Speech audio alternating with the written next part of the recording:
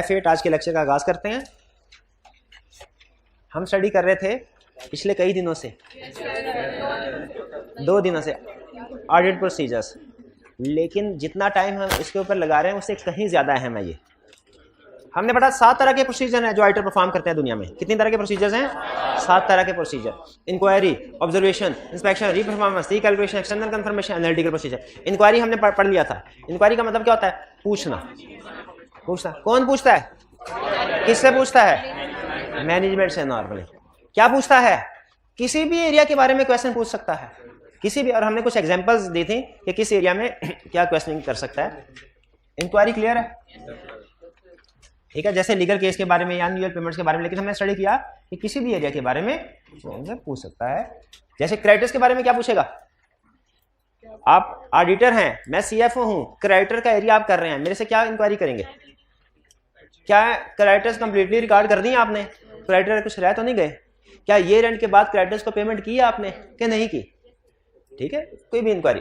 Observation का मतलब क्या है? देख, किसको देखना?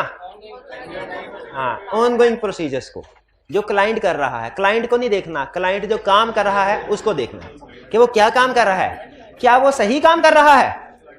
क्या देखना है कि क्लाइंट जो काम कर रहा है क्या वो सही काम कर रहा है। अगर वो सही काम कर रहा है इसका मतलब है इंटरनल कंट्रोल स्ट्रांग, और अगर वो सही काम नहीं कर रहा इसका मतलब इंटरनल कंट्रोल उसके वीक है। जैसे अगर क्लाइंट इन्वेंट्री काउंट सही कर रहा है तो फिर इसका मतलब क्या है? आपका क्या ख्याल है इन्वेंट्री काउंट कब सही होता होगा? जब इन्वेंट्री काउंट करने से पहले इन्वेंट्री की मूवमेंट को स्टॉप कर दिया जाए कि कोई इन आउट नहीं होगा, दुकान बंद, शटर बंद, अब इन्वेंट्री काउंट होगा, फिर उसके बाद सेल परचेज शुरू होगी। इन्वेंट्री काउंट में एक्सपीरियंस बंदे होने चाहिए कि टेम्परेरी एम्प्लॉइज होने चाहिए? एक्सपीरियंस। इन्वेंट्री काउंट जब कर रहे हो ऑब्सोलीट आइटम, डैमेज आइटम्स को अलग से आइडेंटिफाई करना चाहिए कि नहीं? क्यों? ताकि उनको एनआरबी के ऊपर रिकॉर्ड किया जाए। जिस चीज को काउंट कर लें उसके ऊपर कोई ना कोई निशान लगाते रहना चाहिए कि नहीं? क्यों? ताकि डुप्लीकेट काउंट। अगर आप ऑब्जर्व, देखिए आप खुद नहीं स्टॉक काउंट कर रहे, आप सिर्फ ऑब्जर्व कर रहे हैं कि क्लाइंट ये सारे काम कर रहा है। अगर क्लाइंट सारे काम कर रहा है, आपने कहा ये कंट्रोल गुड है, ये अच्छे कंट्रोल है, भी साउंड ठीक है, ऊंची नीची जरूरत तो नहीं है वाले भाई, मुझे लग रहा है जैसे ऊंचे सर, ठीक है, कंफर्टेबल। चल, तो ये देखना है हमने, खुद नहीं करना। इसी तरह अगर आप ये देखते हैं कि कैश की पेमेंट्स सही हो रही है कि नहीं, सही तरीके से। सही तरीके से क्या मुराद है? कि रिसीव करने वाला पर्सन अलहदा और रिकॉर्ड करने वाला पर्सन अलहदा है कि नहीं? ठीक है, जब कैश रिसीव किया जाता है तो रसीद उस पार्टी को दी जाती है कि नहीं दी जाती? जब आप ये ऑब्जर्व और ये चीजें हो रही हैं तो आप क्या कहेंगे? कंट्रोल स्ट्रांग है। और अगर नहीं हो रही तो कंट्रोल। तो ऑब्जर्वेशन बेसिकली क्लाइंट के प्रोसीजर, और प्रोसीजर आपको पता है इंटरनल कंट्रोल को ही कहते हैं। तो इसलिए ऑब्जर्वेशन ज्यादातर हमें क्लाइंट के इंटरनल कंट्रोल के बारे में एविडेंस देता है कि वो स्ट्रांग है कि वीक है। क्लियर हो गया? इन्वेंट्री काउंट की एग्जांपल दे दी, कैश रिसीविंग की example they the, payment of wages में भी ऑब्जर्व कर सकते हैं क्या कि वेजेस पे करने से पहले जिस एम्प्लॉय को भी सैलरी पे कर रहे हैं भाई अपना कार्ड तो दिखाइए। आपको तो पहली दफा देखा है, सर कहेगा सर मेरी न्यू हायरिंग है तो कार्ड दिखाएं अपना। तो वैसे नहीं कोई भी आके किसी की भी पेमेंट सैलरी के तौर पे ले जाए। तो ये है ऑब्जर्वेशन। ये क्लियर हो गया? अच्छा, अगर मैंने सीएफओ से पूछा क्या आप हर महीने इन्वेंट्री काउंट करते हैं, ये कौन सा प्रोसीजर है? अगर मैंने जाके देखा है क्लाइंट इन्वेंट्री काउंट कर रहा है, मेरा दिल नहीं मानना, मैंने कहा मैं भी इन्वेंट्री काउंट करता हूं, खुद से देखता हूं कि क्या जो फिगर लिखी हुई है वही है कि नहीं है। मैंने खुद जाके डब्बे गिनने शुरू कर दिए, ये क्या है? इंस्पेक्शन 2 तरह से काम करता है। इंस्पेक्शन डॉक्यूमेंट्स की भी होती है, इंस्पेक्शन टेंजिबल एसेट्स की भी होती है। इंस्पेक्शन डॉक्यूमेंट्स की भी होती है, टेंजिबल एसेट्स की भी होती है। अब बताइए किसी भी एरिया का नाम, कोई भी एरिया बता दीजिए। सेल्स में बताइए क्या इंस्पेक्शन करेंगे? नहीं, जिससे पूछ रहा हूं वही। सेल्स, गुड्स डिस्पैच और शाबाश। और क्या इंस्पेक्ट करेंगे? सेल इनवाइस, शाबाश। और क्या करेंगे? सेल्स एग्रीमेंट, शाबाश। ठीक है, ये चीजें। और कस्टमर की एक्नॉलेजमेंट भी, जब चीजें सेल करते हैं ना तो कस्टमर रिसीविंग देता है, ये चीजें इंस्पेक्शन होगी। इसका मतलब है सेल्स में इंस्पेक्शन का प्रोसीजर यूज होता है। और प्रोसीजर और एरिया बताइए। परचेज में बताइए क्या इंस्पेक्ट करेंगे आप? परचेज इनवाइस करेंगे, गुड रिसीट नोट करेंगे, परचेज ऑर्डर करेंगे, शाबाश। और कोई एरिया बताइए, कोई एरिया बताएं, सोचे कोई एरिया। लोन का एरिया, शाबाश। हाइब्रिड में शाबाश। लोन का एरिया में कैसे इंस्पेक्शन करेंगे? ये भाई मुझे बताएंगे कॉर्नर वाले हैरान होकर देख रहे हैं, लोन के एरिया में क्या इंस्पेक्शन करेंगे? एक मिनट और किसी से नहीं जी, बैंक से कंफर्मेशन लेंगे, शाबाश, वो कंफर्म, लेकिन वो तो कंफर्मेशन, वो तो एक्सटर्नल कंफर्मेशन का प्रोसीजर हो जाएगा। डॉक्यूमेंट्स क्या? लोन एग्रीमेंट, सबसे बड़ा डॉक्यूमेंट ये सुनना चाह रहा था, लोन एग्रीमेंट। लोन एग्रीमेंट सबसे बड़ा डॉक्यूमेंट है जो लोन के एरिया में होता है, ठीक है, इसको इंस्पेक्ट करेंगे। इसके अलावा जो लोन की रीपेमेंट्स होती रही हैं, ठीक है, उनको देख लेंगे हम। तो सबसे अहम डॉक्यूमेंट लोन के एरिया में क्या है? लोन एग्रीमेंट, ये ध्यान में रखिएगा। और कोई एरिया बताइए? डेटर्स, शाबाश, डेटर्स में क्या इंस्पेक्ट करेंगे? डेटर्स में क्या इंस्पेक्शन होगी? कंफर्मेशन तो अलहदा प्रोसीजर है भाई, अलहदा प्रोसीजर है। सेल इनवाइसेस, शाबाश, गुड डिस्पैच नोट, शाबाश, ये इंस्पेक्ट करेंगे। ये एंड के बाद कैश रिसीव हुआ कि नहीं, ये डेटर बोला ना आपने, अच्छा, ये एंड के बाद कैश रिसीव हुआ कि नहीं हुआ, ये देखेंगे। नहीं, इंस्पेक्ट डॉक्यूमेंट क्या, इसमें डॉक्यूमेंट्स बतानी है, डॉक्यूमेंट्स वगैरह। अच्छा एक मिनट, अरे आपने कहा डेटर्स के एरिया में सेल इनवॉइस देखेंगे, ये अभी कहा है आपने? नहीं अभी कहा नहीं है, नहीं आपने कहा था तो मैंने कहा डेटर्स के एरिया में कितने स्टोर्स का है, डेटर्स के एरिया में सेल इनवॉइस इंस्पेक्ट करेंगे। क्यों करेंगे? वो तो सेल्स के एरिया में कर नहीं चुके। हाँ, सेल्स का और डेटर्स का in relation double entry system है ना, तो बेसिकली जो डेटर क्रिएट हुए हैं क्रेडिट सेल की वजह से ही हुए हैं, तो डेटर्स को वेरीफाई करते हुए डेफिनेटली क्रेडिट सेल्स को देख सकते हैं हम, सेल इनवॉइसेस भी देख सकते हैं। ये में रखिएगा, आगे चल के बहुत से कुछ प्रोसीजर ऐसे आएंगे, आप क्रेडिटर के प्रोसीजर कर रहे होंगे, उसमें एक आधा परचेज का भी आ जाएगा और आप कहेंगे ये तो सर ने गलत लिख दिया है। क्रेडिटर्स के एरिया में परचेजेस का क्या काम, क्या डबल एंट्री सिस्टम है, क्रेडिटर्स क्रिएट ही परचेजेस के थ्रू हुए। फिक्स एसेट में आप कहेंगे डेप्रिसिएशन का क्या काम, उससे रिलेट हो। इन्वेंट्री के एरिया में परचेजेस का क्या काम, तो ये जहन में रखिएगा, शाबाश, कि डबल एंट्री सिस्टम की वजह से हमारे कुछ एरियाज ऐसे हैं जिनका दूसरे एरिया के साथ लिंक होता है, रिलेशनशिप होता है। तो कुछ सारे नहीं कह रहा ये ना डेटर्स का एरिया है सारे सेल्स के प्रोसीजर छाप दें, ऐसे नहीं, लेकिन कुछ प्रोसीजर ऐसे होंगे जो सेल्स के एरिया से उठ के डेटर्स में आ जाएंगे, जैसे इनवाइसेस वगैरह। जी इंस्पेक्शन क्लियर हुई डॉक्यूमेंट्स की और टेंजिबल। और बताइए एरिया बताइए, एरिया आज यही काम करना, area fix asset. Fix asset में क्या इंस्पेक्शन होगी बताइए, आप बताइए फिक्स एसेट में क्या इंस्पेक्शन होगी? एक मिनट है, एक मिनट। फिजिकल एग्जिस्ट, हाँ, क्या फिजिकल एग्जिस्टेंस चेक करना इंस्पेक्शन में आता है? इंस्पेक्शन में आता है, बिल्कुल। इंस्पेक्शन याद रखें डॉक्यूमेंट्स की और टेंजिबल एसेट्स ही है। डॉक्यूमेंट्स को चेक करना भी इंस्पेक्शन है और एसेट्स को भी चेक करना ये भी इंस्पेक्शन है। तो बिल्कुल फिक्स एसेट को इंस्पेक्ट कर। और क्या इंस्पेक्शन में होगा फिक्स एसेट में? और बताइए, डेप्रिसिएशन को इंस्पेक्ट करेंगे। राइट्स को कैसे इंस्पेक्ट करें? टाइटल डॉक्यूमेंट से। तो यूं कहे ना, टाइटल डॉक्यूमेंट इंस्पेक्ट करेंगे। आप कह रहे हैं राइट को इंस्पेक्ट करेंगे, अब खुद बताइए, राइट को इंस्पेक्ट करना ये ज्यादा अच्छा प्रोसीजर है कि टाइटल डॉक्यूमेंट्स को इंस्पेक्ट? वो तो जर्शन है, बात आपकी बिल्कुल ठीक है, कंसेप्ट ठीक है, आपका कंसेप्ट गलत नहीं है, लेकिन इंस्पेक्ट तो हम टाइटल डॉक्यूमेंट्स को करेंगे जिससे राइट्स की जर्शन वेरीफाई होगी। ठीक है, और क्या इंस्पेक्ट करेंगे इसी एरिया के अंदर? और क्या इंस्पेक्ट करेंगे? बोले शाबाश। ये एक और चैप्टर है, वो चैप्टर पढ़े हम, ये समझ लें हम चैप्टर 3 से निकल के एक दूसरे चैप्टर में घुस गए हैं, वो कवर कर रहे हैं। बताइए, वर्किंग इंस्पेक्ट करेंगे, किसकी वर्किंग? इंपेयरमेंट या डेप्रिसिएशन की। अच्छा मुझे बताइए, जो during the year fix asset खरीदे होंगे कि नहीं, उनका भी कुछ इंस्पेक्ट करना चाहिए कि नहीं? क्या करना चाहिए? इंस्पेक्ट करना चाहिए कि नहीं? चेक नहीं कह रहा, देखिए चेक का मतलब है जो मर्जी चेक कर लो, इंस्पेक्ट का मतलब है मुझे कोई ना कोई डॉक्यूमेंट बताओ जिसको देखना है, या फिजिकल एसेट बताओ जिसको देखना है। परचेज इनवॉइसेस देखेंगे, शाबाश, परचेज इनवॉइसेस देखेंगे। और लॉ अगर आपने पढ़ा है तो फिक्स एसेट को बेचने के लिए कोई अप्रूवल भी होती है, वो भी इंस्पेक्ट करनी चाहिए कि नहीं? कर दे। हाइब्रिड क्लास में, जी हाइब्रिड क्लास में जो सेंटर में स्टूडेंट बैठे हुए हैं, किसी को भी माइक दे दीजिए। ये भाई मुझे बताएंगे फिक्स एसेट्स के एरिया में हमने कुछ फिक्स एसेट को डिस्पोज किया है, हमने कुछ फिक्स एसेट को डिस्पोज, बताइए क्या इंस्पेक्ट करेंगे?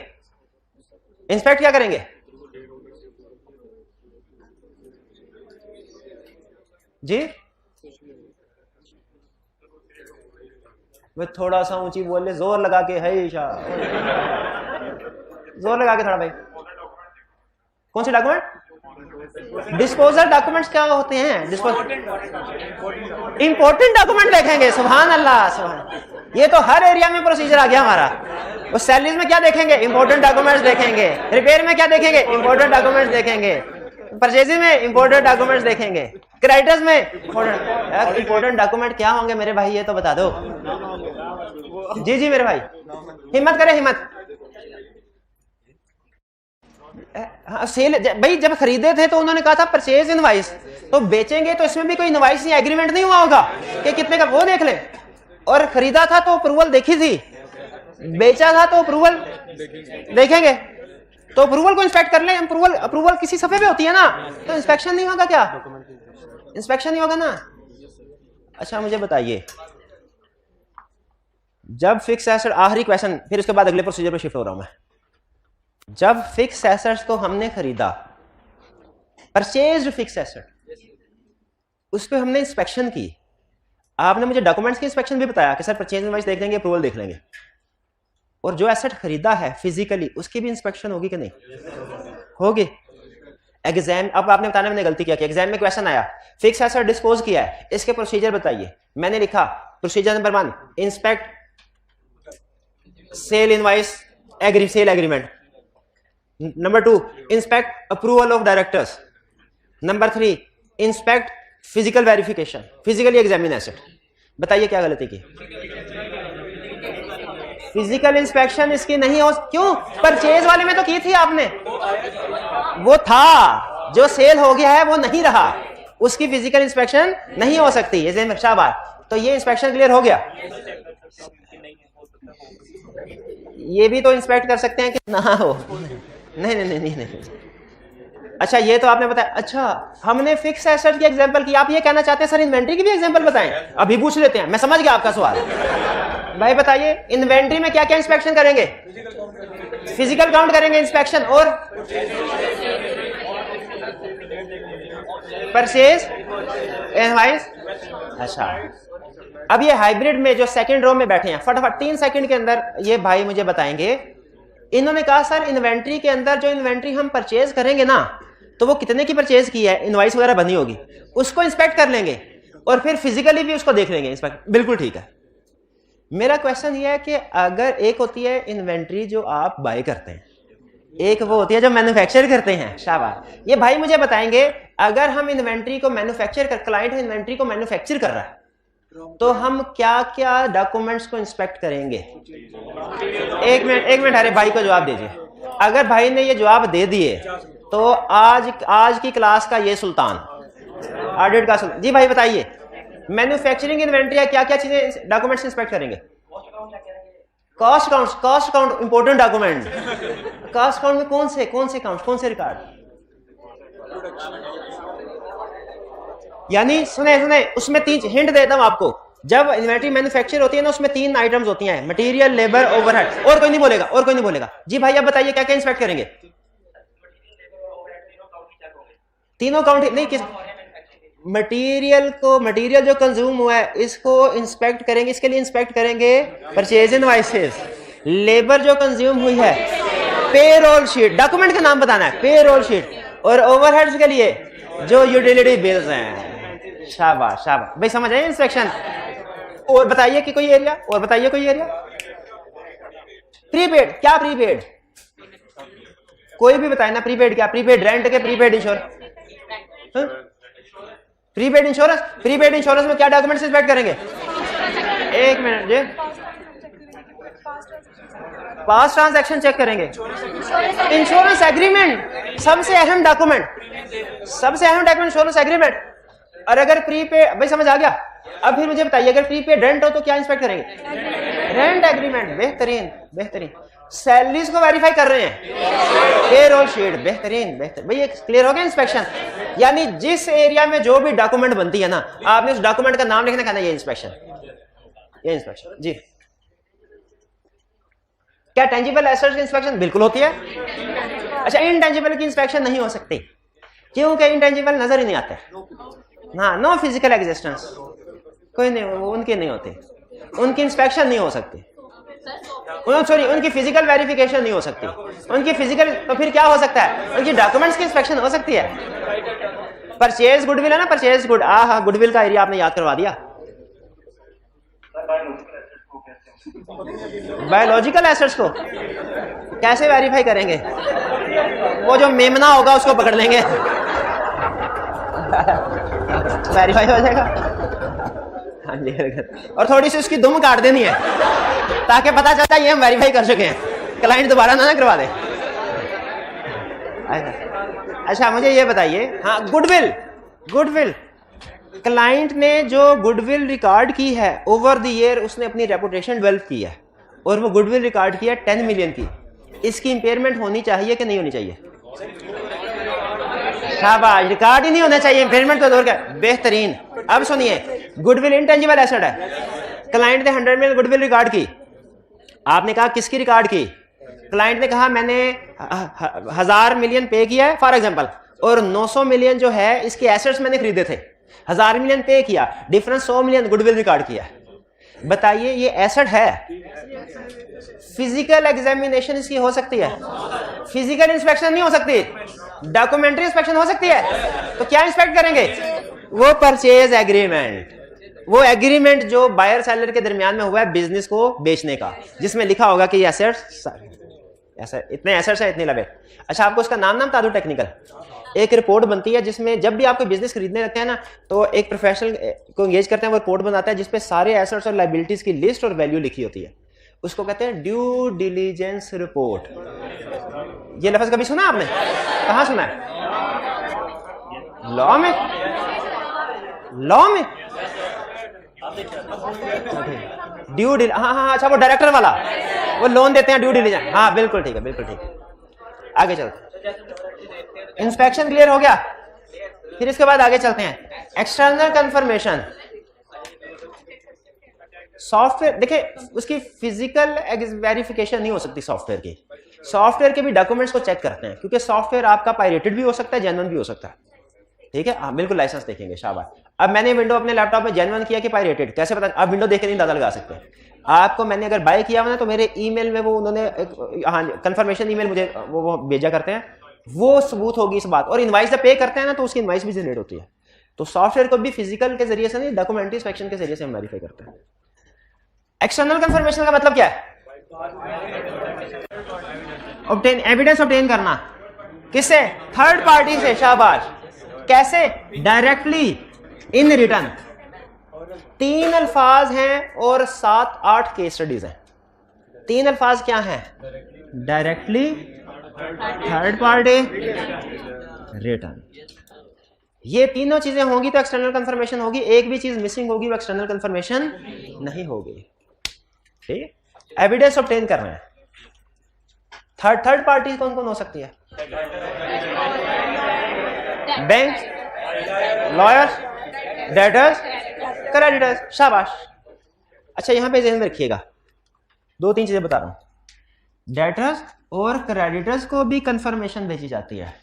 बैंक्स और लॉयर्स जो कंपनी के वकील हैं, उनको भी कंफर्मेशन भेजी जाती है। जरा फोकस कीजिए, सोचिए, दिमाग लड़ाइए और मुझे बताइए, दोनों में से कौन सी कैटेगरी ज्यादा अहम है? डेटर क्रेडिटर वाली के बैंक लॉयर? बैंक्स और लॉयर्स वाली कैटेगरी ज्यादा क्रिटिकल, ज्यादा सेंसिटिव इंफॉर्मेशन है। एग्री करते हैं? इसीलिए हमें स्टैंडर्ड ये कहते हैं, डेटर और क्रेडिटर्स पे सैंपल बेस पे कंफर्मेशन लेटर सेंड करो, लेकिन बैंक्स और लॉयर्स पे 100% कंफर्मेशन लेटर सेंड करो, सारी की सारी पार्टीज को, जितने भी बैंक्स हैं, जितने भी लॉयर्स हैं। क्योंकि बाज़ औक़ात एक बैंक में ऐसी ट्रांजैक्शन हो रही है वो पूरी कंपनी का, हाँ वो उनके सिग्निफिकेंट होते हैं, और एक लॉयर ऐसा केस लड़ा होता है जो पूरी कंपनी को ठप कर सकता है। इसीलिए डेटर और क्रेडिटर्स भी अहम है, बैंक और लॉयर, लेकिन ये ज्यादा अहम है, इन पे 100% और इन पे सैंपल बेस पे लिखा हुआ आगे। और दूसरी चीज क्या?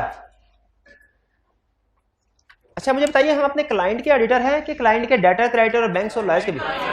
हमारा जो क्लाइंट पे चलता है इन पे तो नहीं चलता। हम इनको हम क्लाइंट से कहीं इंफॉर्मेशन दो, क्लाइंट ना दे, क्लाइंट की ऐसी की तैसी फेर देते हैं, हम डायरेक्टर्स को बता देते हैं, बोर्ड मॉडिफाई कर देते हैं।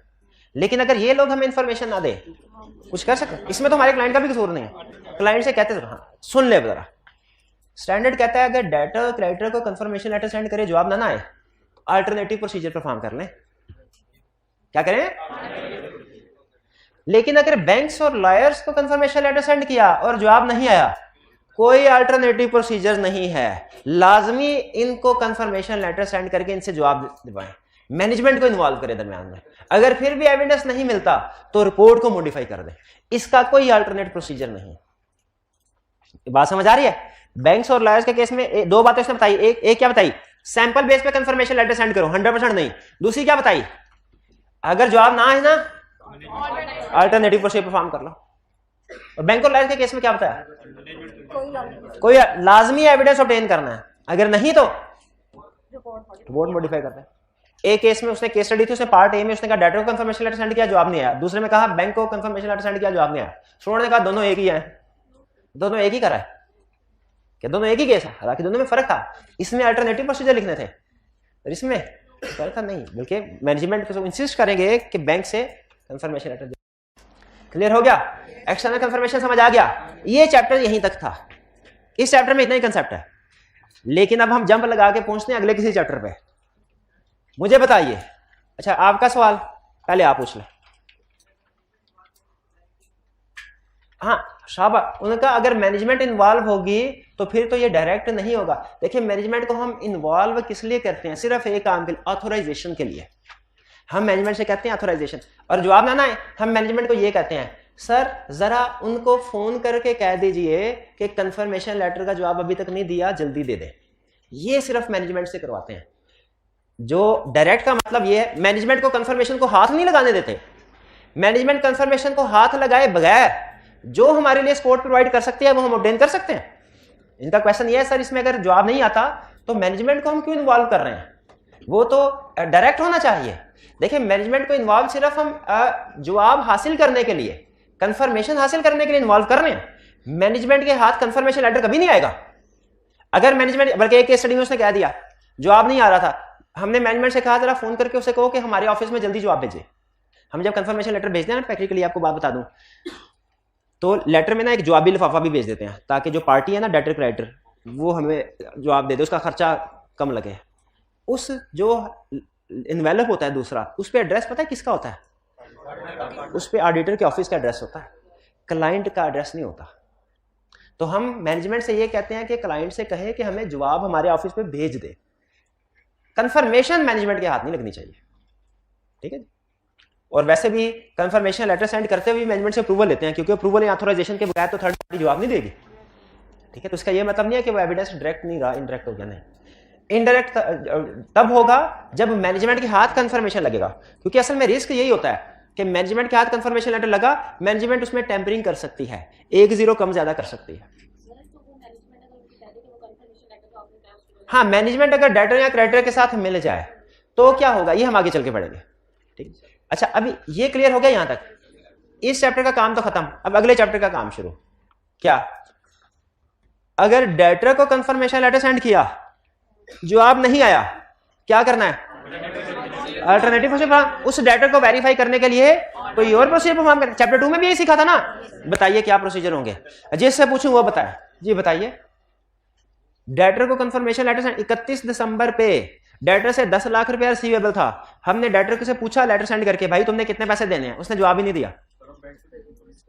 जी शाबाश। हम जो उसको सेल की गई है डेटर को, सेल इनवॉइस चेक कर लेंगे, गुड डिस्पैच नोट चेक कर लेंगे। शाबाश। एक प्रोसीजर और बता दें, कैश देखेंगे ये रेंट के बाद रिसीव हुआ कि नहीं। जरा सोच के मुझे बताइए, जरा सोच के मुझे बताइए, क्या ये रेंट के बाद कैश रिसीव होना इस बात का एविडेंस है कि ये रेंट पे रिसीवेबल था?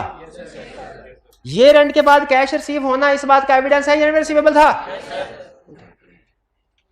एक ऑडिटर ने ना कंफर्मेशन लेटर सेंड किया 10 लाख रुपए फॉर एग्जांपल। क्लाइंट ने जवाब नहीं दिया कि मैंने कितने पैसे देने हैं कितने नहीं देने। क्लाइंट ने 10 लाख का चेक भेज दिया। बताइए क्या तसल्ली होगी कि नहीं होगी? भाई पैसे देने थे तो चेक भेज रहे हैं ना, क्या हमें दोबारा लेटर सेंड करना चाहिए कि नहीं? नहीं, हमें तो जवाब ही चाहिए। वो जवाब से बड़ी चीज भेज रहा है कैश, और क्या चाहिए तुम्हें?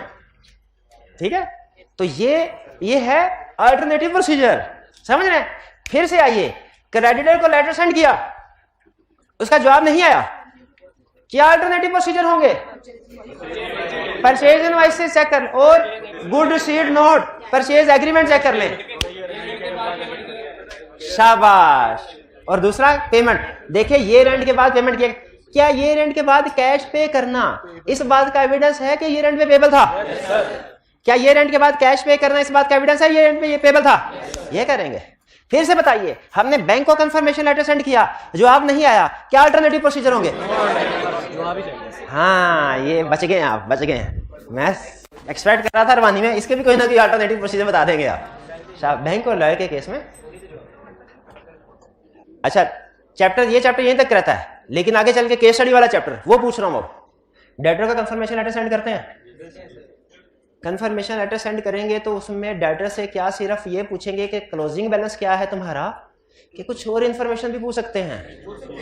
हाइब्रिड वाले भाई बताइए, क्या सिर्फ डेटर को जब कंफर्मेशन लेटर सेंड करेंगे सिर्फ ये पूछेंगे ए डेटर बताओ 31 दिसंबर पे तुम्हारा कंपनी के साथ क्लोजिंग बैलेंस क्या है, ये पूछेंगे कि कोई और इंफॉर्मेशन भी पूछ सकते हैं? ये हाइब्रिड वाले, हाँ ये दीजिए इसी भाई को दें। बिल्कुल बिल्कुल, बताइए डेटर को क्लोजिंग बैलेंस के अलावा और क्या इंफॉर्मेशन कंफर्म करवा सकते हैं?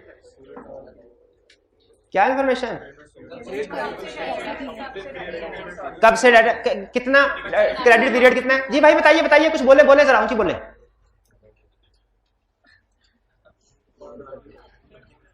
जी थोड़ा सा ऊंची बोले मेरे भाई। हाँ शाबाश, क्रेडिट पीरियड, कि भाई तुम्हें कितना क्रेडिट पीरियड दिया हुआ है, और क्या चेक करेंगे, और क्या पूछ सकते हैं डेटर से? बड़ी बड़ी सेल्स, राइट टू रिटर्न तो नहीं दिया, वारंटी वगैरह तो नहीं दी,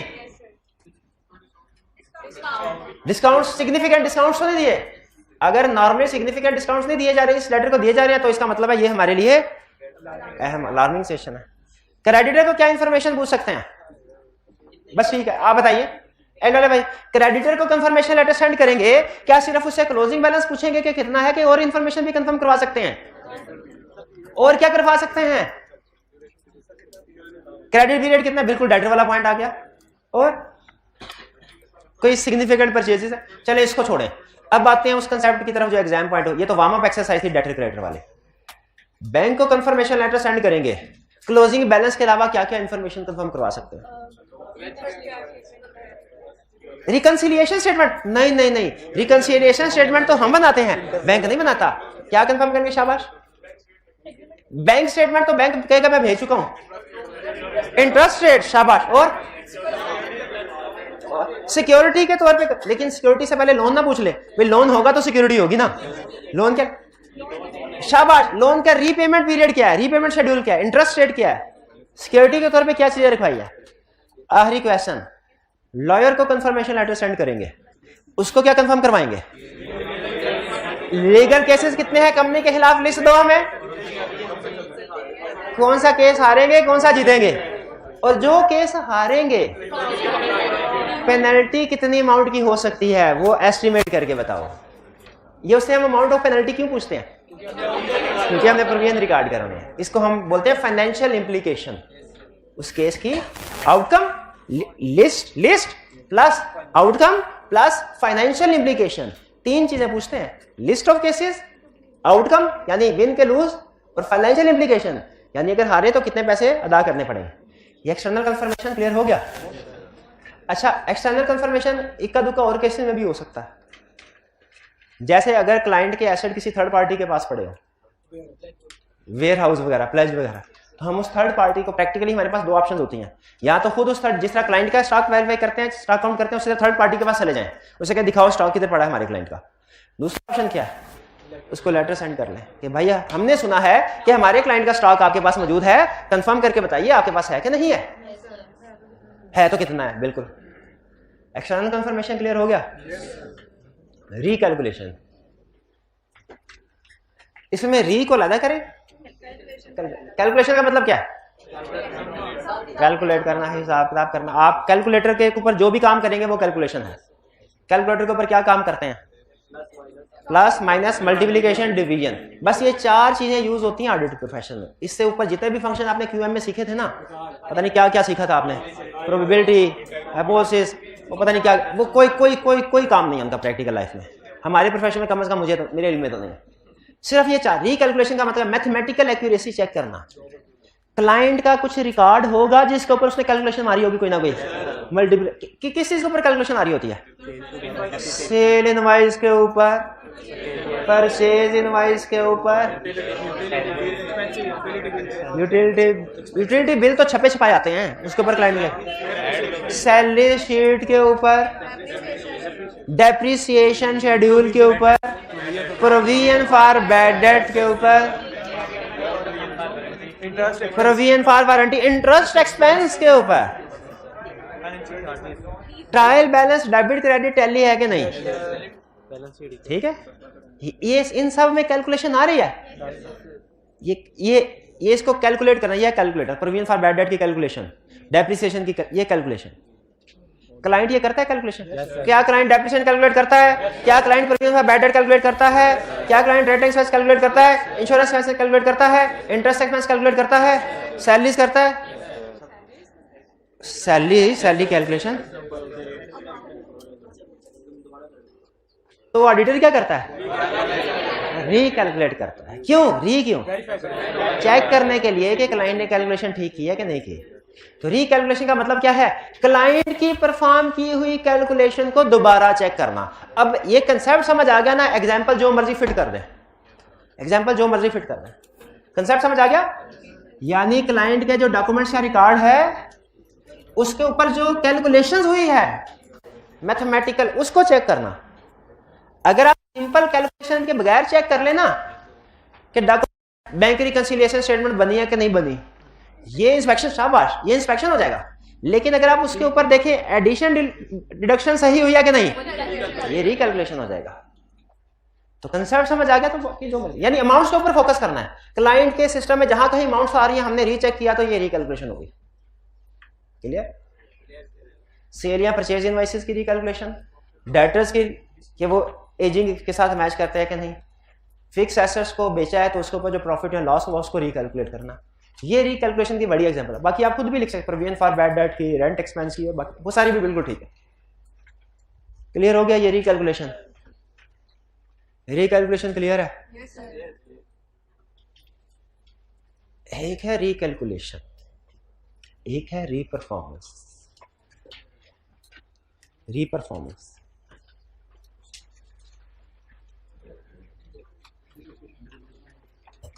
री को अलग कर दे, परफॉर्म को अलग कर दे। परफॉर्मेंस कौन परफॉर्मेंस करता है?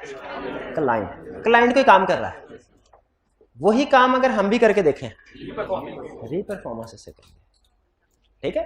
रीपरफॉर्मेंस का मकसद ये होता है कि ये देखना कि क्लाइंट ने जो काम किया है वही काम हम दोबारा करें, दोनों का रिजल्ट सेम आता है कि नहीं। दोनों का रिजल्ट सेम है तो इसका मतलब दोनों ठीक है, क्योंकि हम काम ठीक कर रहे हैं ना, हम अपनी कैलकुलेशन ठीक कर रहे हैं। परफॉर्मेंस का मतलब है auditor perform procedure again which were originally performed by entity. अब सुन ले, रीकैलकुलेशन और रीपरफॉर्मेंस में फर्क क्या है? रीकैलकुलेशन में भी ऑडिटर वो काम कर रहा है जो क्लाइंट कर चुका है, रीपरफॉर्मेंस में भी ऑडिटर वो काम कर रहा है जो क्लाइंट कर चुका है। लेकिन रीकैलकुलेशन का मतलब है सिर्फ कैलकुलेशन करना, रीपरफॉर्मेंस का मतलब है सारे का सारा प्रोसीजर दोबारा परफॉर्म करना। Reperformance is greater concept than recalculation. हाँ, रीपरफॉर्मेंस से ज्यादा मुश्किल नहीं होगा लेकिन पहले एग्जांपल से दोनों में फर्क समझते हैं। बैंक रिकंसिलिएशन स्टेटमेंट क्लाइंट ने हमारे सामने रखी, हमने उसके एडिशन डिडक्शन देखा सही किया कि नहीं किया। हमने कहा नहीं हम तो खुद से बीआरएस बनाएंगे, ये रीपरफॉर्मेंस है। बहुत टाइम लगेगा लेकिन एविडेंस भी उतना ही ज्यादा इफेक्टिव मिलेगा, क्योंकि आपको चेक करते हुए क्या पता क्लाइंट ने कुछ अमाउंट जो है स्किप कर दी हो सकता है बैंक स्टेटमेंट में हो, कैश बुक में नहीं है, क्लाइंट ने उसकी एंट्री नहीं डाली। ठीक है, हो सकता है ना, बाजू का ऐसा होता है ना, डेबिट साइड पे भी गलती हो, क्रेडिट साइड पे भी गलती हो तो नेट हो जाती है। वो फिर इस तरह की गलतियां बाजू का तो ऊपर से आपको नजर नहीं आती जब तक कि आप खुद से डिटेल में काम ना करें। तो अगर आपको रिस्क ज्यादा है ना, खतरा ज्यादा है, तो आप रीकैलकुलेशन के बजाय रीपरफॉर्मेंस कर लें। जी पूछिए मेरे भाई। जी बिल्कुल, ऑडिटर फाइनेंशियल स्टेटमेंट्स नहीं बनाता, बिल्कुल हम कहते हैं। हाँ, रिकैलकुलेशन। अच्छा मेरे भाई मुझे बताइए फाइनेंशियल स्टेटमेंट में कौन कौन सी चीजें शामिल है? रिकंसिलिएशन क्यों नहीं बोला आपने? हाँ नहीं, लेकिन वो फाइनेंशियल स्टेटमेंट नहीं है। रिकंसिलिएशन बनाना फाइनेंशियल स्टेटमेंट्स बनाना नहीं होता। हाँ, फाइनेंशियल स्टेटमेंट बनाने के लिए जरूरी है, लेकिन याद रखिए ये इस तरह तो अगर आप कहें फिक्स एसेट्स के ऊपर डेप्रिसिएशन क्लाइंट ने सही कैलकुलेट किया कि नहीं, अगर हम ये चेक करें तो आप कहें सर ये ना कीजिएगा, क्यों, ये तो फाइनेंशियल स्टेटमेंट्स बनाने के बराबर हो जाएगा, क्लाइंट ने भी तो यही किया। नहीं, हम रीचेकिंग कर रहे हैं, याद रखें। रीचेकिंग करने के लिए आप कुछ प्रोसीजर क्लाइंट के रिपीट कर सकते हैं, ये पूरी की पूरी फाइनेंशियल स्टेटमेंट बनाने के इक्वल नहीं है। यानी री परफॉर्मेंस करना या रीकैलकुलेशन करना is not equal to preparation of financial statement. अगर री हटा देना, री का लफ्ज़ हटा दें, तो फिर वो प्रिपरेशन ऑफ फाइनेंशियल स्टेटमेंट बन जाएगा। भाई समझ आ रही है बात की? चूंकि ऑडिटर का मकसद रीचेक करना है, ऑडिटर का मकसद क्या है, रीचेक करना कि क्लाइंट ने काम सही किया कि नहीं किया, तो ये फाइनेंशियल स्टेटमेंट्स प्रिपेयर करना नहीं होता। रीकैलकुलेशन री परफॉर्मेंस में फर्क समझ आया? फर्क समझ आया तो आखिरी क्वेश्चन, क्लाइंट ने ट्रायल बैलेंस मेरे सामने रखा, मैंने कहा देखता हूं डेबिट क्रेडिट इक्वल है कि नहीं है। ये क्या है? मैंने कहा ले जाओ ट्रायल बैलेंस, जनरल लेजर लेके आओ, मैं खुद से एक एक आइटम उठा के लेकर।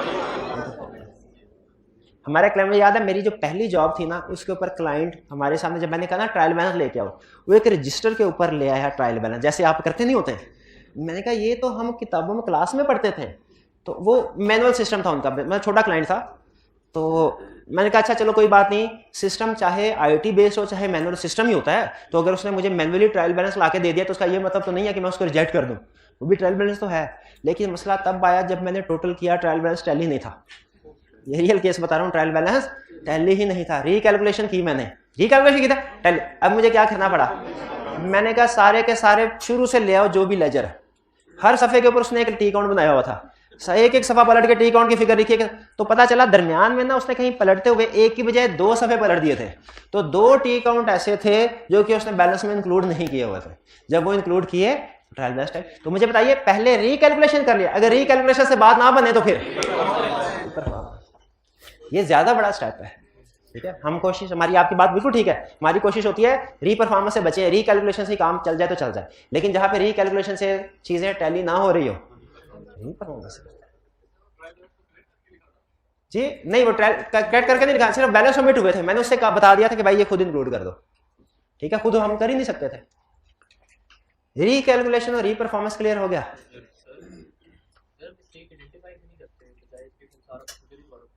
मिस्टेक देखिए, हम बाज़ औक़ात मिस्टेक आइडेंटिफाई कर लेते हैं, लेकिन उसी क्वांटिफिकेशन के लिए हमें डिटेल काम करना पड़ता है ना। मिस्टेक तो मैंने तभी आइडेंटिफाई कर ली जब ट्रायल बैलेंस टैली नहीं था। मिस्टेक तो आइडेंटिफाई होगी ना कि कोई ना कोई, लेकिन एग्जैक्टली वो गलती है क्या, वो ठीक कैसे होगी, किस अमाउंट से होगी, इसके लिए डिटेल काम करना पड़ता है। भाई अभी तक कितने प्रोसीजर, मैं तो भूल ही गया, इतने प्रोसीजर पढ़े हमने, इतने पढ़े भूले। इंक्वायरी, ऑब्जर्वेशन, इंस्पेक्शन, री परफॉर्मेंस, रीकैलकुलेशन, एक्सटर्नल कंफर्मेशन, अब लास्ट आ गया एनालिटिकल प्रोसीजर। अच्छा, अब एक चीज ध्यान में रखिएगा, 6 प्रोसीजर, इनकी तरतीब जरूरी नहीं है, आगे पीछे कर सकते हैं। पहले एक्सटर्नल कंफर्मेशन से शुरू कर ले, मुझे कोई इतराज नहीं। कंसेप्ट अहम है, और कंसेप्ट से भी ज्यादा एग्जांपल्स अहम है, क्योंकि केस स्टडी में आपको वो अनसर्टेन सिचुएशन देगा ना, तो उसमें आपने एग्जांपल्स अपनी जो सोची हुई है वो फिट करनी है। जैसे अभी आप जजमेंट की बेस, ये आपकी जजमेंट थोड़ी थोड़ी ना क्रिएट हो रही है। जब मैं आपसे क्वेश्चन पूछ रहा हूँ और आप मुझे खुद से बता रहे हैं ना, ये आपकी प्रोफेशनल जजमेंट क्रिएट करने की कोशिश कर रहा हूँ। ठीक है, तो इसी तरीके से आपने प्रैक्टिस करते रहना। लास्ट हमारा प्रोसीजर है एनालिटिकल प्रोसीजर, और ये जरा ध्यान से सुनिएगा, इसके ऊपर 15-20 मिनट लगाने मैंने। क्या है एनालिटिकल प्रोसीजर्स? अच्छा, ये था रीकैलकुलेशन। रीकैलकुलेशन किसकी? डॉक्यूमेंट्स एंड रिकॉर्ड्स की। रीकैलकुलेशन किसकी? आप में से कोई स्टूडेंट मुझे बुक्स ऑफ अकाउंट्स और फाइनेंशियल स्टेटमेंट में फर्क बता सकता है? फाइनेंशियल स्टेटमेंट मतलब income statement, balance sheet, cash flow statement, notes of accounts, और इसके अलावा बाकी जो नीचे जितनी भी चीजें होती हैं। सेल इनवाइस फाइनेंशियल स्टेटमेंट का हिस्सा है, बुक्स ऑफ अकाउंट्स का। परचेज इनवाइस, फिक्स एसेट बेचा उसकी invoice, trial balance, ageing reports. Ageing reports बनती है ना, अब ठंडे पड़ गए एजिंग रिपोर्ट। एजिंग रिपोर्ट सुना नहीं कभी? एजिंग रिपोर्ट नहीं सुना कभी आपने? काउंटिंग में प्रोविजन फॉर बैड डेट्स का कंसेप्ट पढ़ा है? तो ये पढ़ा है कि प्रोविजन 2 तरीकों से कैलकुलेट, एक तो ये है कि एक ही रेट लगा दें सारे डेटर्स के ऊपर, एक होता है कि हाँ स्पेसिफिक प्रोविजन, कैटेगरीज बना दें और हर कैटेगरी के ऊपर अलग रेट लगाए। ये सीखा कि नहीं सीखा? तो ये जो डेटर्स की कैटेगरी बनाते थे इसे क्या कहते थे आप? क्या है? क्या कहते थे? Ageing analysis. और यही तो है एजिंग रिपोर्ट। इसे अकाउंटिंग में एजिंग एनालिसिस कहते थे होंगे आप, और ऑडिट में क्या कहते हैं? Ageing report. एजिंग रिपोर्ट किस लिए जरूरी होती है? प्रोविजन को कैलकुलेट करने के लिए, क्योंकि इसमें पुराने पुराने रिसीवेबल लदा आ जाते हैं और उनके ऊपर ज्यादा प्रोविजन रिकॉर्ड करनी होती है। ये एजिंग वाली बात समझ आई? एजिंग रिपोर्ट ये भी डॉक्यूमेंट्स है। चले, हमें ये पता चल गया फाइनेंशियल स्टेटमेंट अलग चीज है, documents and records, books of accounts. Documents और रिकॉर्ड बुक्स ऑफ अकाउंट्स में आता है। फाइनेंशियल स्टेटमेंट लाता है, डॉक्यूमेंट्स रिकॉर्ड से लाता है। फाइनेंशियल स्टेटमेंट लाता है, अहम कंसेप्ट है। फाइनेंशियल स्टेटमेंट्स लाता है, डॉक्यूमेंट्स रिकॉर्ड लाता है। फाइनेंशियल स्टेटमेंट्स में भी नंबर्स होते हैं, डॉक्यूमेंट्स रिकॉर्ड्स में भी नंबर होते हैं। फाइनेंशियल स्टेटमेंट में कैसे नंबर होते हैं? सेल्स इतना, कमीशन इतना, फिक्स एसेट इतना, डेप्रिसिएशन इतनी, सैलरीज इतनी। फाइनेंशियल स्टेटमेंट में भी नंबर होते हैं, डॉक्यूमेंट्स एंड रिकॉर्ड्स पे भी नंबर होते हैं। जब आप डॉक्यूमेंट्स या रिकॉर्ड पे नंबर्स को चेक कर रहे हो वो ठीक है कि नहीं? रिकैलकुलेशन नहीं, डॉक्यूमेंट्स या रिकॉर्ड्स के ऊपर, जैसे सेल इनवॉइस, जैसे परचेज इनवॉइस। और अगर आप फाइनेंशियल स्टेटमेंट्स के जो फिगर्स हैं उनको चेक कर रहे हो वो ठीक कैलकुलेट हुई है कि नहीं? Analytical procedure. इसका मतलब ये हुआ कि रिकैलकुलेशन इंडिविजुअल ट्रांजैक्शंस पे होगा। रिकैलकुलेशन इंडिविजुअल ट्रांजैक्शंस पे होगा, जबकि एनालिटिकल प्रोसीजर फाइनेंशियल स्टेटमेंट्स की टोटल वैल्यू पे होगा। फाइनेंशियल स्टेटमेंट्स की टोटल। नहीं बात समझ आई? फिर से समझते हैं क्या कह रहा है। एनालिटिकल प्रोसीजर का मतलब इवैल्यूएशन। इवैल्यूएशन का मतलब क्या होता है? वेरिफिकेशन करना। इवैल्यूएशन का मतलब एनालिटिकल प्रोसीजर मींस इवैल्यूएशन यानी वेरिफिकेशन। किसकी वेरिफिकेशन? फाइनेंशियल इंफॉर्मेशन की। फाइनेंशियल इंफॉर्मेशन किसे कहते हैं? फाइनेंशियल स्टेटमेंट्स में जो भी नंबर्स आ रहे हो उसे फाइनेंशियल इंफॉर्मेशन कहते हैं। फाइनेंशियल स्टेटमेंट्स में जो भी इंफॉर्मेशन, जो भी नंबर आ रहे हो उसे क्या कहते हैं? Financial information. एक होती है फाइनेंशियल इंफॉर्मेशन, एक होती है non financial information. Financial information क्या है? जो इनकम स्टेटमेंट बैलेंस शीट में आ रही हो। और नॉन फाइनेंशियल क्या है? जो इनकम स्टेटमेंट बैलेंस शीट में ना आ रही हो। सेल्स क्या है? सेल्स फाइनेंशियल इंफॉर्मेशन है। सैलरीज क्या है? फाइनेंशियल। नंबर ऑफ एम्प्लॉइज क्या है? नंबर ऑफ यूनिट सोल्ड क्या है? तो मुझे बताइए एनालिटिकल प्रोसीजर से कौन सी इंफॉर्मेशन वेरीफाई होती है? फाइनेंशियल इंफॉर्मेशन होती है। फाइनेंशियल इंफॉर्मेशन जो फाइनेंशियल स्टेटमेंट्स में, इनकम स्टेटमेंट, बैलेंस शीट में अपीयर हो रही है। इसका मतलब है एनालिटिकल प्रोसीजर में कौन सी फिगर चेक करते हैं हम? जो इनकम स्टेटमेंट, बैलेंस शीट में अपीयर हो रही हो। रिकैलकुलेशन में जो के इंडिविजुअल डॉक्यूमेंट्स या रिकॉर्ड्स पे अपीयर हो रही हो। ठीक है, यहां पे जो फाइनेंशियल स्टेटमेंट में ऊपर आती है। Analytical procedure mean evaluation of financial information. कैसे? Through comparison and plausible relationship. Through comparison and financial statement की इंफॉर्मेशन को वेरीफाई करना है। कैसे तरीकों से कर सकते हैं? दो तरीकों से, कंपैरिजन करके, प्लॉजिबल रिलेशनशिप करना के। अच्छा, पहले तो मुझे बताइए आपको रिकैलकुलेशन और एनालिटिकल प्रोसीजर में फर्क समझ आ गया? एक एग्जांपल आपके साथ शेयर करूं ताकि मुझे तसल्ली हो जाए। क्लास में बैठे हैं, फर्ज कीजिए 120 स्टूडेंट्स। हर स्टूडेंट ने फीस दिया 20,000। ठीक है, कुछ स्टूडेंट को डिस्काउंट वगैरह मिला, उन्होंने 10-20% कम फीस दी, लेकिन कुछ स्टूडेंट को। मैं ये देखना चाहता हूं कि सारी क्लास का जो रेवेन्यू रिकॉर्ड किया गया वो ठीक किया गया कि नहीं, क्योंकि मुझे शायद उसमें से कुछ कमीशन मिलना है। मेरे पास दो ऑप्शंस हैं, आपने बताना है कौन सा रिकैलकुलेशन है, कौन सा एनालिटिकल। पहले दोनों सुन लीजिएगा, फिर डिसीजन करना है पे। पहला तरीका मेरा ये है मैं मैनेजमेंट से कहूं सर मुझे सारे स्टूडेंट्स की लिस्ट दीजिए और हर स्टूडेंट के आगे लिखा हो कि उसने कितनी फीस दी है, ठीक है। मैनेजमेंट ने लिस्ट दी, मैंने इनसे कहा भाईजान अपनी जरा इनवाइस दिखाएं, जो आपने फीस जमा करवाई है तो आपको कॉलेज वाले ने कुछ दिया है, दिखाएं जरा। इन्होंने दिखाया, मैंने टिक कर लिया। आपके किधर इनवाइस, टिक कर लिया। आपके किधर, टिक कर लिया। सैंपल बेस के ऊपर मैंने 20-25 को चेक कर लिया, मेरी तसल्ली हो गई। एक प्रोसीजर ये है, इससे भी बिल्कुल तसल्ली हो सकती है, लेकिन इसमें याद रखें टोटल सेल्स इनकम की फिगर नहीं वेरीफाई हुई, इंडिविजुअल फिगर्स वेरीफाई हो रही हैं।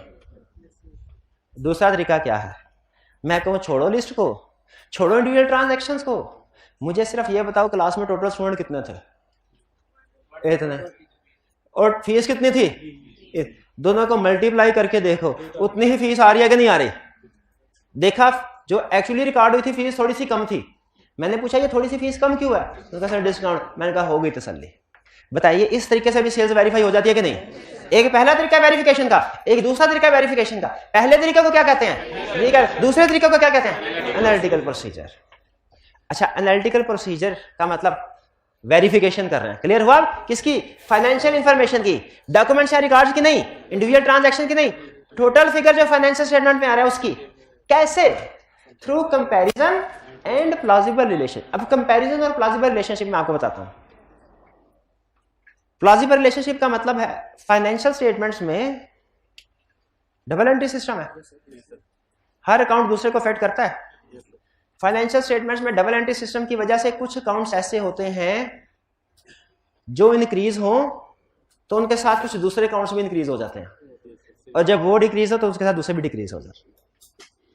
ठीक है, क्या ऐसा होता है, एग्जाम्पल दे सकते हैं।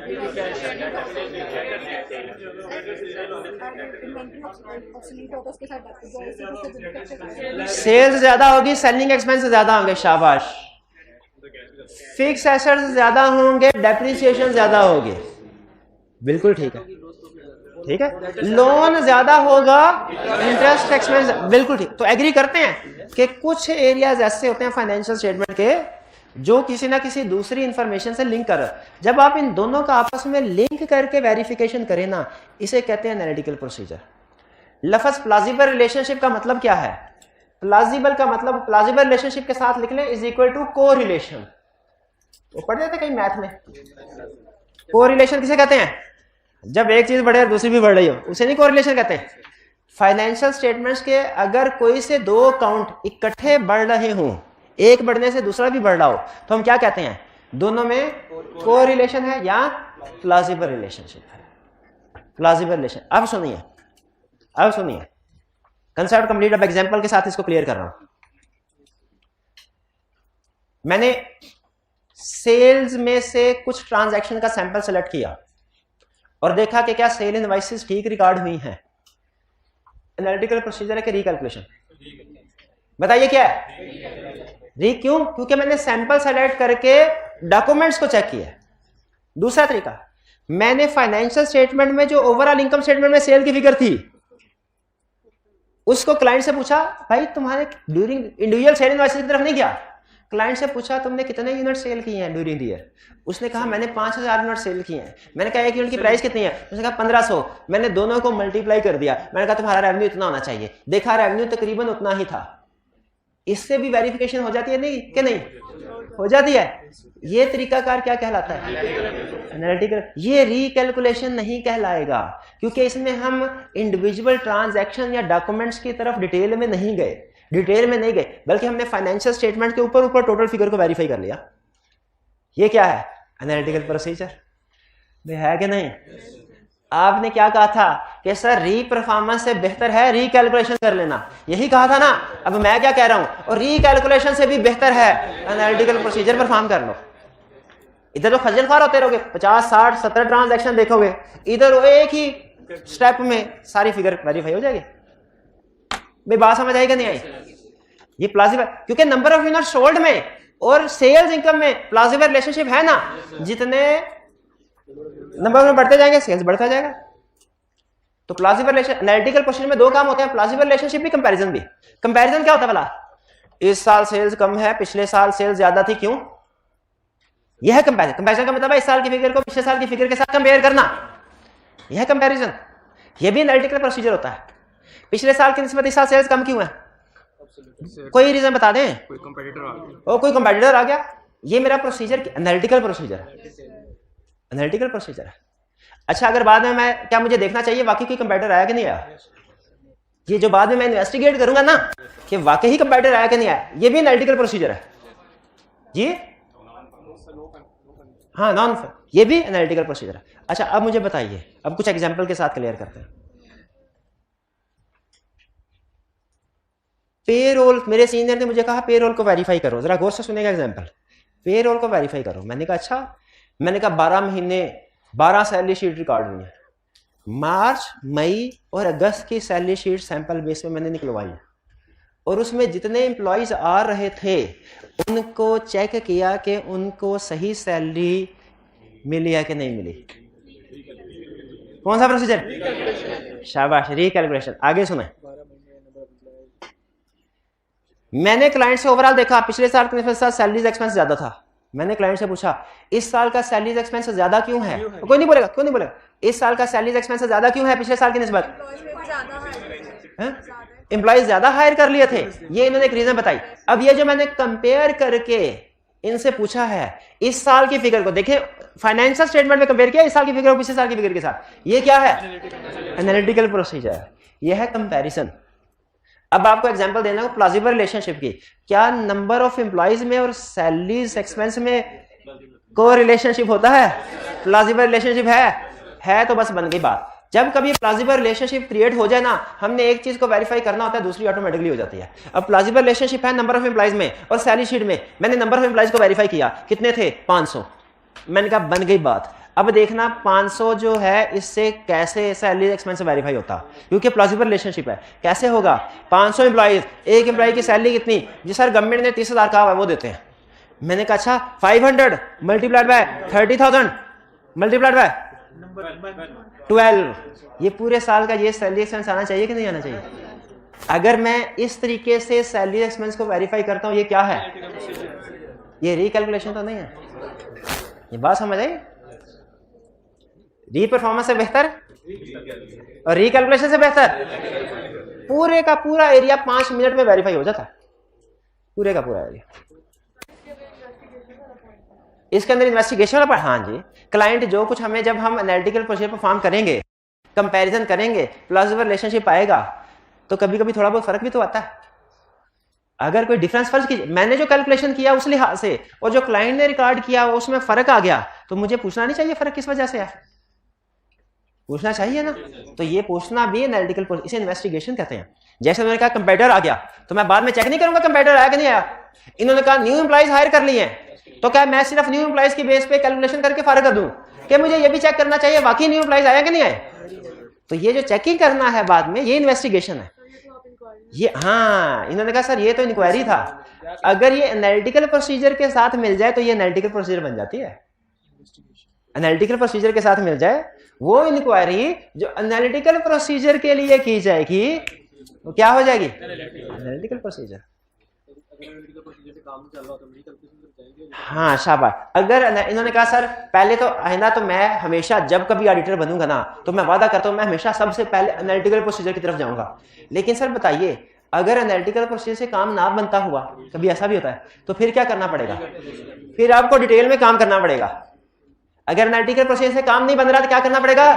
डिटेल में काम करना है। डिटेल में काम करने का मतलब रिकैलकुलेशन। फिर आपको इंडिविजुअल ट्रांजैक्शन सेलेक्ट करके उनकी वेरिफिकेशन करनी पड़ेगी। फिर सैंपल बेस पे इंडिविजुअल ट्रांजैक्शन सेलेक्ट करना है। अच्छा मुझे बताइए, ये जो हम डिटेल में काम कर रहे हैं, अगर आपको फर्क समझ आ गया तो जो डिटेल्स में काम करते हैं हम, इसमें सैंपलिंग होती है कि ओवरऑल अमाउंट को वेरीफाई करते हैं, और एनालिटिकल प्रोसीजर में सैंपलिंग होती है कि ओवरऑल? ओवरऑल। शाबाश, क्लियर होगी ये चीज? ठीक है। लेकिन हम फाइनेंशियल स्टेटमेंट की हर आइटम पे एनालिटिकल प्रोसीजर परफॉर्म नहीं कर सकते, ध्यान में रखिएगा। सिर्फ उन पे कर सकते हैं जिनमें रिलेशनशिप होता है। जी ये था हमारा आज का लेक्चर। और हमने अच्छा मुझे बताइए, एनालिटिकल प्रोसीजर में कंपैरिजन भी किया जा सकता है और प्लॉजिबल रिलेशनशिप भी समझा दिया ना आपको। और कंपैरिजन तो बहुत ही आसान है, कंपैरिजन तो आपको बताने की जरूरत ही नहीं है पिछले साल के साथ। हॉरिजॉन्टल एनालिसिस इसे कहते हैं, कंपैरिजन को। मैंने नहीं पढ़ा शायद, ये अगर पढ़ा हुआ आपने तो ठीक है। आप इनकम स्टेटमेंट के ऊपर क्या कंपैरिजन, क्या क्या किस किस चीज का कंपेयर करेंगे? इस साल की सेल्स को पिछले साल की सेल के साथ, और इस साल के एक्सपेंस को पिछले साल के एक्सपेंस के साथ। शाबाश। इस साल की सैलरी को पिछले साल की सैलरी के साथ। बिल्कुल ठीक है, बिल्कुल ठीक। भाई मुझे बताइए, अब एंड पे सारे प्रोसीजर समझ आ गए, एक्सप्लेन कर दिए। अच्छा, आपने कोशिश क्या करनी है? आपने कोशिश ये करनी है, कंसेप्ट समझ आ गया ना, एग्जाम्पल आप खुद से बनाएं। इसके एंड पे, इस लर्निंग ऑब्जेक्टिव के एंड पे 3 क्वेश्चन हैं, वो मिलते जुलते ही हैं। वो तीनों क्वेश्चंस, उसमें एग्जाम्पल ही पूछ रहा है। आप में से हर स्टूडेंट ने कोशिश करनी है कि वो वाली एग्जाम्पल्स लिखे जो किताब में नहीं लिखी हुई, यानी जो बुक में एग्जाम्पल लिखी हुई है ना, वो ना लिखें, खुद से बनाने की कोशिश करें। इस लर्निंग ऑब्जेक्टिव का असल मकसद ये नहीं आपको यार, वो आपसे कभी ये नहीं पूछेगा, जहां तक मेरी अंडरस्टैंडिंग है, जो इसका करंट पैटर्न है, कि बताओ ऑब्जर्वेशन क्या है, उसकी 2 एग्जाम्पल दो। जिस तरह के क्वेश्चन आपको उसने लर्निंग ऑब्जेक्टिव में दिए हुए ना, जिस तरह का क्वेश्चन आईक्यू आपके क्वेश्चन बैंक में है, उस तरह का क्वेश्चन नहीं पूछेगा, करंट पैटर्न उसका नहीं है ये। इसलिए आपने ये ऐसे तैयार नहीं करना है इस लर्निंग ऑब्जेक्टिव को कि मैं ये देखो इंक्वायरी की डेफिनेशन रटा मारूं, नीचे 2 एग्जाम्पल रटा मारूं। नहीं नहीं नहीं, सिर्फ समझना है आपने। क्वेश्चन को सॉल्व करते हुए आपने, लाजमी है आपके ऊपर क्या, कि आपने जो एग्जाम्पल लिखनी है ना, वो वाली लिखनी है जो बुक में नहीं है। खुद से बनाइए, चाहे गलत हो जाए। अगर आपको शक है गलत है, कल क्लास में आऊंगा, मेरे साथ शेयर कीजिएगा, ठीक है। लेकिन इस लर्निंग ऑब्जेक्टिव से वही स्टूडेंट सीख पाएगा जो खुद से प्रोसीजर बनाएगा। जिसने बुक वाले प्रोसीजर छाप दिए, उसको कंसेप्ट तो क्लियर हो गया, लेकिन एग्जाम में उसके काम नहीं आएगा ये कंसेप्ट। भाई हाइब्रिड वाले भाई, आवाज आ रही है, समझ रहे क्या कह रहा हूं? ये ऑनलाइन वाले भी, आपने क्या करना है, खुद से अपने प्रोसीजर बनाने हैं। प्रोसीजर समझे पहले ये, फिर उसकी एग्जाम्पल खुद से बनानी है। आपकी बनाई हुई एग्जाम्पल्स ये मुझे पसंद आएंगी, जो मेरी वाली एग्जाम्पल है ये मुझे पसंद नहीं आएंगी आपकी। तो मुझे आप कल अपनी बनाई हुई एग्जाम्पल चेक करवाएंगे, उसमें सिर्फ इंपॉर्टेंट डॉक्यूमेंट्स का लफ्ज ना लिखिएगा, उसमें स्पेसिफिक डॉक्यूमेंट का जिक्र कीजिएगा, स्पेसिफिक, ठीक है जी। चलिए, ये आपकी आज की असाइनमेंट है और बड़ी अहम है। ये प्रोफेशनल जजमेंट आपकी क्रिएट हो रही है, ठीक है जी। आज का लेक्चर यहाँ पे खत्म करते हैं हम। अल्लाह हाफिज।